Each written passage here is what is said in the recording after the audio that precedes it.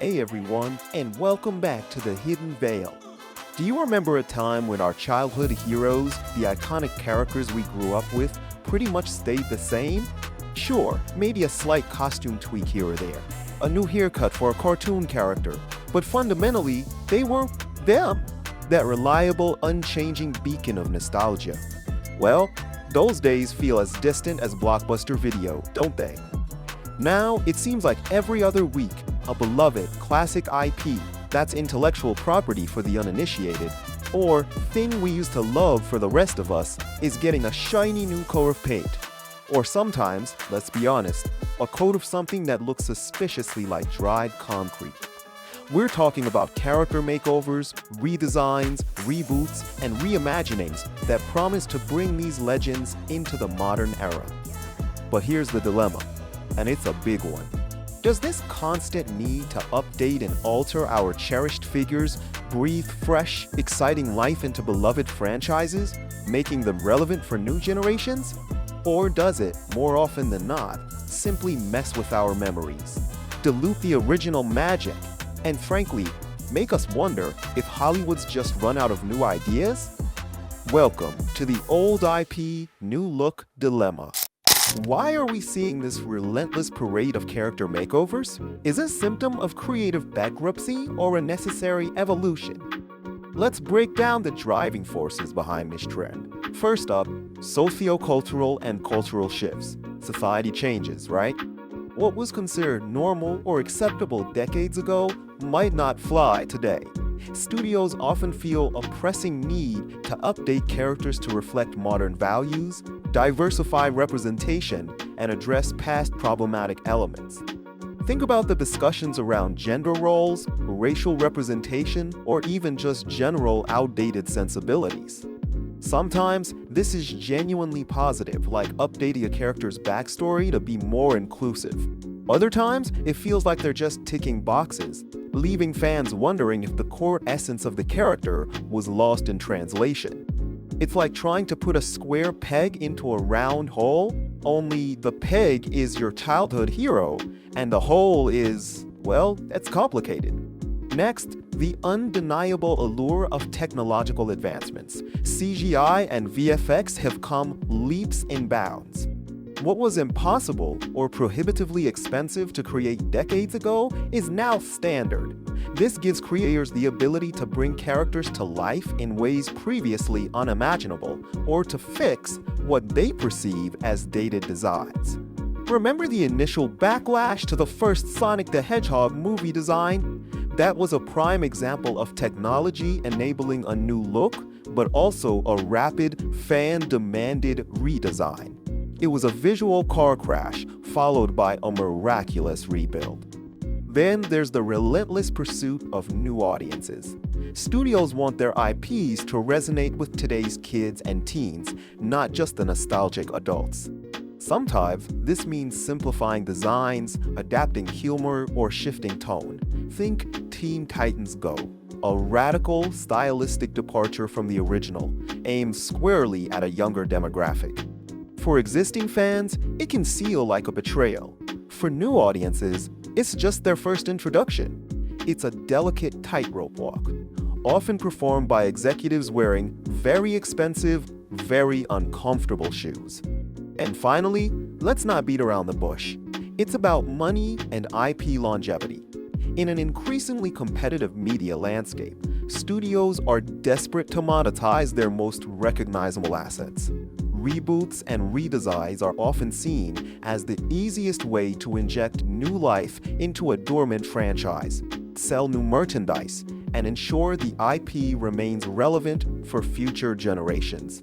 It's a low-risk, high-reward strategy, well, in theory. Sometimes it's just milking the cow until it moves no more. Now that we know why they do it, let's dive into the messy reality of how it often plays out. We've seen character makeovers range from glorious triumphs to absolute faceplants. Let's start with the good. Sometimes a redesign genuinely elevates a character. Perhaps a classic hero's costume gets a practical, modern update that still respects its roots, making them feel more grounded without losing their iconic silhouette. Maybe a forgotten villain is reimagined with a fresh, terrifying edge that makes them genuinely menacing again.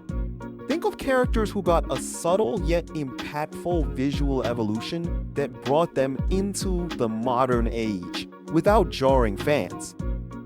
Perhaps a character from an older animated show that got a well-received stylistic update in a new series, managing to feel both familiar and fresh.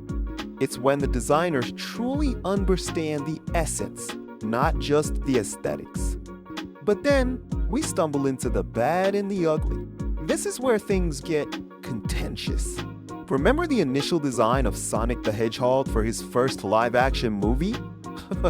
That was a collective internet gasp heard around the world. A bizarre, almost uncanny valley interpretation that was so universally rejected, the studio actually went back and redesigned him. That's a rare victory for fan power, but a glaring example of how badly a redesign can go. And then we move into the highly contentious, the territory where fan bases clash like tectonic plates. And for that, we have to talk about the Man of Steel himself. Superman 2025, directed by James Gunn, is perhaps the ultimate example of the old IP, new look dilemma in full swing right now. After years of darker, more brooding interpretations in the DCEU, Gunn is aiming for a bold return to the classic, hopeful, optimistic Superman, a stark tonal shift. This comes with a new actor, David Corenswet, stepping into those iconic reboots, and fundamentally a whole new DC universe. But this isn't just about a new face, it's about a new vision for a foundational character. The discussions around David Corenswet's portrayal and the specific details of his new costume design, yes, including the much debated return of the red trunks, have been absolutely fierce. Is this a fresh, much-needed reset for a character whose inherent goodness was perhaps overshadowed in recent years? Or is it another case of Hollywood trying to fix what many fans felt wasn't necessarily broken, simply because a new creative vision demands it? The fervor around this specific redesign showcases just how deeply fans feel about these legendary figures. It's not just a costume, it's a philosophy. We've also seen this with various animated characters getting live-action counterparts, or even just stylistic shifts in new animated series that leave fans scratching their heads wondering, why? Sometimes the changes feel arbitrary, like they're trying too hard to be edgy, or simply missing the point of what made the character appealing in the first place. It's like your grandma getting a tattoo of a TikTok dance. Well-intentioned maybe, but deeply unsettling. So, why do we, the fans, get so personally invested in these changes? Why does a new costume or a slightly altered backstory sometimes feel like a personal attack? It's more than just surface-level nitpicking. A huge part of it is nostalgia and a sense of ownership. These characters aren't just intellectual properties, they're woven into the fabric of our childhoods, our memories, and our identities. They were there during key moments, they shaped our imagination. When a character changes, it can feel like a piece of our past is being altered or even erased. We feel a deep sense of connection, almost a co-ownership, because we've invested so much time and emotion into them. It's like someone repainting your childhood home in neon green without asking. Then there's the uncanny valley in design. This is a concept where something looks almost human or familiar, but not quite, leading to a sense of unease or revulsion. This often happens with live-action adaptations of animated characters, or new CGI models that just miss the mark. Their eyes might be a little off, their movements slightly unnatural. It's that feeling of something's not right here, and it can completely ruin the immersion. We also have the natural fear of the unknown and resistance to change. Humans are creatures of habit. When something familiar and beloved shifts, there's an inherent discomfort. We liked it the way it was, and the new version represents a departure from that comfort zone. It's a risk. Will it be better? Or will it just be different for the sake of being different? And finally, there's the crushing weight of fan expectations and theories. Fans spend years dissecting lore, debating plot points, and imagining how their favorite characters should evolve. When a new iteration comes along and completely disregards those deeply held expectations, it can feel like a betrayal. The disappointment isn't just about the design, it's about the shattering of a beloved vision.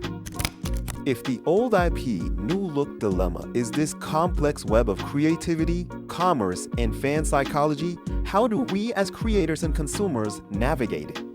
Is a redesign always bad? Is it always good? The answer, unequivocally, is no. It's a spectrum.